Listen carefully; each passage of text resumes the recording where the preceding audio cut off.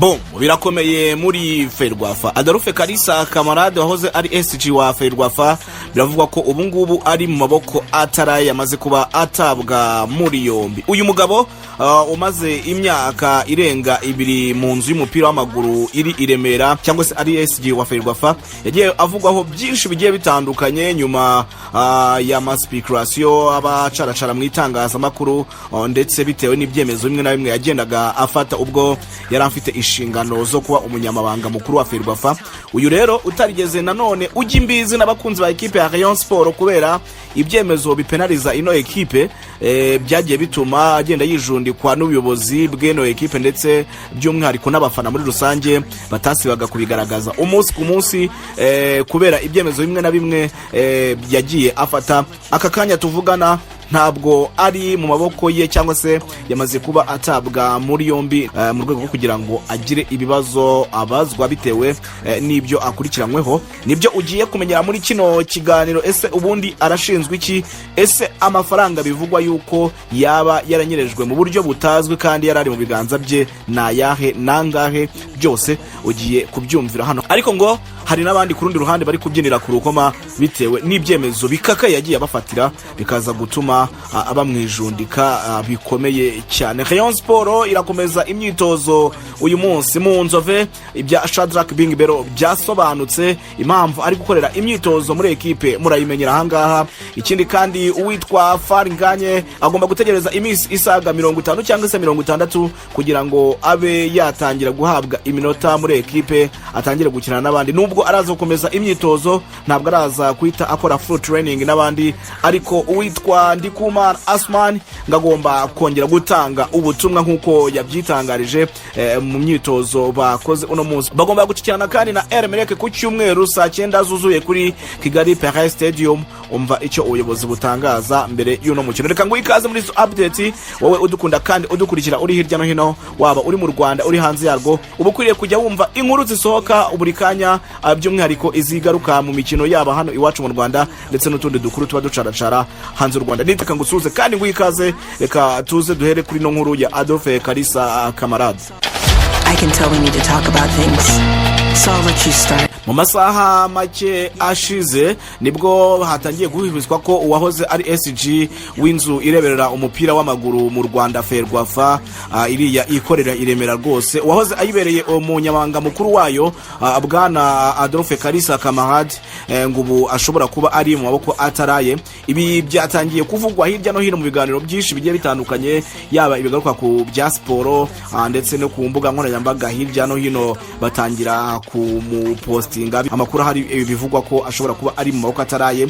Biravugwa ko kandi nyuma y'ibikorwa byinshi yagiye akora bitandukanye ubwo yari afite inshingano zo kureberera Ferwafa nk'umunyamabanga mukuru, hari ibyemezo bikomeye yagiye afata bikakaye ndetse ngo hakaba hari n'ibitaranyuzwe abamusimbuye, hakaba hari n'amakosa yagiye akorwa mu bigiye bitandukanye, yaba ayakozwe agakorerwa ama ekipe mato ndetse birumvikana ama ekipe nk'ama club, yaba ndetse n'amakosa yagiye akorwa mu ngendo zigiye zitandukanye za ekipe y'igihugu y'u Rwanda Amavubi. Bikaba rero binavuga ko hari amafaranga menshi cyane rwose yaba yaranyerejwe cyangwa se yaba yarakoreshejwe mu nyungu zitari za ekipe y'igihugu y'u Rwanda Amavubi, ahubwo agakoreshwa mu nyungu z'umuntu ku giti kiwe. Byaje gutuma rero uyu mugabo afatwa kugira ngo ajye kubazwa, ajye kubitangaho ubusobanuro. Uyu Adolphe Kalisa Camalade yakoze ku ngoma ya Alphonse wahoze ari perezida wa Ferwafa. Uyu nguyu ucyuye igihe rwose, yanabaye umuyobozi wa polisi, yabaye perezida wa polisi FC mbere yuko ayivamo akerekezwa muri Ferwafa aza kumubera SG. Rero kubera ibyemezo bikakaye cyane yagiye akora, numwe mu bantu bazwi cyane hano imbere mu gihugu by'umwihariko, ariko abakunzi ba siporo, abakunzi b'imikino bagiye babona rino zina cyane ry'uno mugabo Adolphe Kalisa Camalade. Yagiye amara cyane mu bijyanye na designation cyangwa se mu gufata ibyemezo ku basifuzi bagomba gusifura imikino imwe n'imwe, kandi bisanzwe bizi yuko atari umusifuzi ahubwo ari umuyobozi, ariko akagira akaboko muri designation. Ibyemezo bipenaliza ama ekipe muri buka scenario ya Mukura Victory Sport na Rayon Sport ku mukino wakinwe inshuro 2 hari mu gikombe cy'amahoro ni ibintu byinshi cyane byagiye biba mu by'ukuri uyu mugabo yagiye akora. Ibyo ni ibya hafi ahangaha n'ibindi byemezo yagiye akora, ariko abantu bakamushinza gupenaliza ekipe ya Rayon Sport. Byanatumye abakunzi b'ino ekipe banamwishyiramo cyane, bamufata nk'umugabo utayikunda, bakanabihuza kandi ko uyu Adolphe Camalade ari umwe mu bantu baciye mu ikipe ya APRFC nk'umuyobozi. Yanyuzemo cyane rwose, yabayemo imyaka hafi 5, aza kuza muri iriya nzu irebera umupira w'amaguru ira Ferwafa. Bikanavugwa yuko rero ibyemezo byinshi yafataga byabaga bishingiye ku marangamutima, niho yamenyekanye cyane. Ariko n'ubundi biza kurangira ejo bundi habayeho ihererekanya bubasha, baramusimbura ava kuri uwo mwanya w'ubuhesiji, nyuma yuko bwana Shema Maboko Fabrice Wahoze nawe aba muri AS Kigali abaye umuyobozi, atoriwe kuba umuyobozi wa Ferwafa nka perezida wa Ferwafa, ndetse ahita yifuza no guhindura komite igomba kumufasha. Ndetse mu byahise binihutirwa ndetse byanatunguye n'abantu, nuko uyu Adolphe Camalade ahise ahindurwa, cyangwa se ahise habaho icyo twakwita ihererekanya bubasha, ndetse n'uwo bita Mugisha wamusimbuye. Uyu Mugisha wamusimbuye bahita bakora ihererekanya bubasha. Mu by'ukuri ako kanya uwo munsi perezida yagiriyeho uyu Shema Maboko Fabrice, nibwo uyu mugabo yahise akurwa mu biro. Ni ugukurwa mu biro kuko iyo ubundi ukoze ihererekanya bubasha bivuze yuko utemerewe kongera kugera mu biro. Biza gutuma rero iyi komite cyari yinjiye mu buyobozi hari amakosa menshi cyane yasanze yarakozwe agiye atandukanye. Binavugwa yuko akaboko birumvikana kara kuno mugabo, akaboko kabaga kabirimo kara kuyu mugabo Adolphe Camalade, ariko nyamukuru ngo akaba ashinzwa amafaranga y'ikipe y'igihugu y'u Rwanda Amavubi, ngo yaba yarakoreshejwe mu nyungu zitari za ekipe, kuko ubwo ikipe y'igihugu y'u Rwanda Amavubi yajyaga muri Nigeria gukina umukino, hari muri ku mukino ikipe y'igihugu y'u Rwanda yakinnye igatsindamo Nigeria ibitego 2-1, umukino wabereye muri Nigeria. Bivugwa yuko hari amafaranga arenga 60,000 by'idolari byaba byarakoreshejwe, kandi mu by'ukuri ngo ayo mafaranga ngo niwe wagiye uyafite mu gikapu ayibikiye.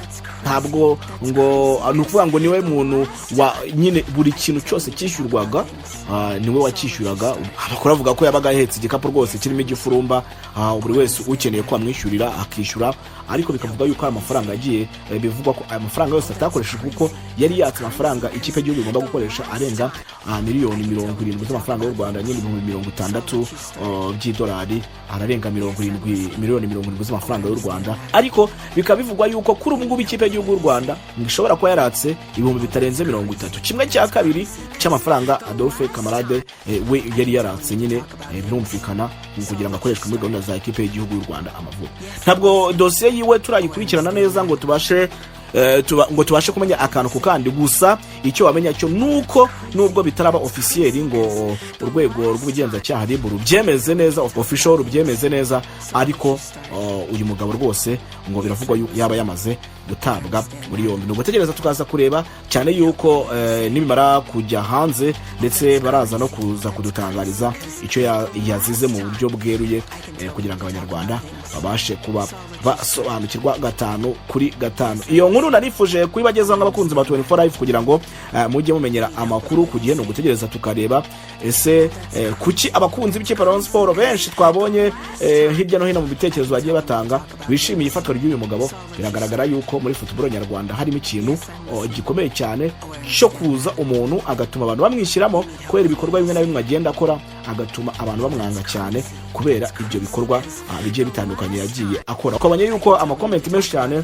y'uyu mugabo ntabwo yari, wabonaga yuko ari negative. Nyine ntabwo bishimiye uburyo babanye n'uyu mugabo, ndetse kuba yafunzwe hari na benshi cyane rwose abonye bisa nkaho bitababaje. Ariko gato tunakomeje kuri iyo kipe ya Rayon Sport iri kwitegura umukino wa gishuti na RMLEC, ugomba kuzaba ku munsi wo ku cyumweru saa 9 zuzuye za Kigali, hano iwacu mu Rwanda rwose kuri KPR Kigali Pera Stadium. Kipe ya Rayon Sport igomba gucakirana na ikipe ya RMLEC, ndetse amatike yamaze kubagera muri system 3-5. 10 ndetse na 30 niyo abakunzi b'ikipe Rayon Sport basabwa akanyenyeri ko gukoresha ni kariya 772 n'ubundi ugahitamo umukino wa gicuti na Emelec maze ubundi ukazitabira uno mukino. Shadrack Bingbero yakoze imyitozo n'ubundi n'abandi mu nzove, ariko icyo ugomba kumenya nuko uyu umukinnyi wa ikipe Rayon Sport akomeje gukora imyitozo nk'uko ubuyobozi bw'ino ekipe busobanura.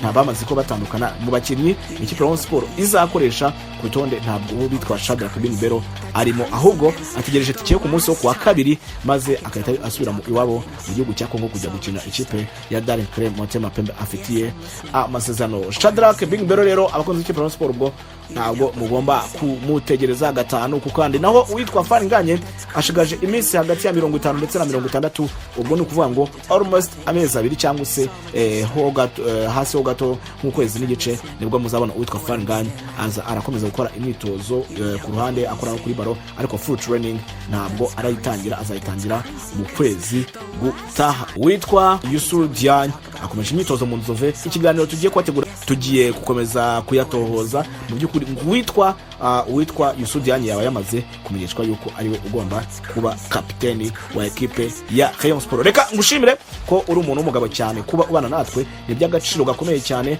Niba udukunda kandi udukurikira aho uri hose, waba uri mu Rwanda waba uri hanze yarwo, nguteye ndakubwiye ngo uri umuntu w'agaciro gakomeye cyane kuri twebwe. Gukomeza udushyigikire, kandi niba warakoze subscribe birarenze cyane, jya muri comment utwandikire uduhe igitekerezo utubwire naho uduherereye, ariko wemere no kutugira inama ukaba watubwira ngo bimeze gutya na gutya kugira ngo tujye tubana, mujye munagira uruhare ku biganiro byanyu bikorerwa kuri ino channel. Reka dusubire mu bindi biganiro bitaha. Shalom.